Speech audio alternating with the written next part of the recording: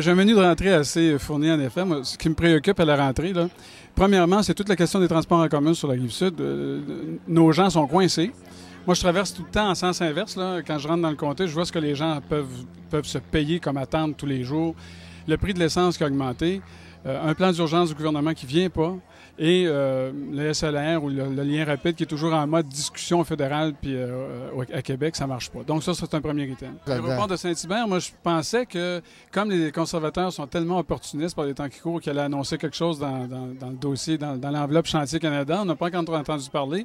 Moi, j'espère qu'ils vont nous annoncer qu'ils sont entendus avec le Québec pour investir un montant substantiel pour rénover la piste, bâtir un aérogare pour qu'on puisse accueillir les gens convenablement. Ça me préoccupe d'autant plus qu'il y a 3 écoles là, qui font partie des hypothèses de fermeture là, qui sont dans mon comté. Et moi, je déplore le fait qu'on a raté une belle chance. Le dernier budget, le gouvernement s'est voté une baisse d'impôt de 950 millions qu'on aurait pu investir autrement. Comme par exemple, créer des plus petites classes. On a l'espace, on a les profs, puis on a les enfants. Puis les parents veulent que leurs enfants soient aussi bien accompagnés au public qu'au privé, mais l'occasion était belle, ratée. Alors ça, c'est déplorable. En environnement, j'ai créé un prix, la reconnaissance du député en environnement pour les écoles. J'en remettrai 7 le 24 novembre. Il y aura une petite troupe de théâtre qui viendra animer la soirée aussi. C'est important.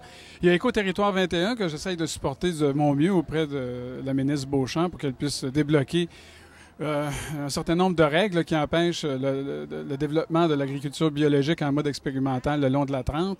Alors, il y a des trucs intéressants. Il y a aussi le parc de l'archipel de Montréal qui vise à sauver 12 % de nos espaces naturels sur la Rive-Sud. C'est important.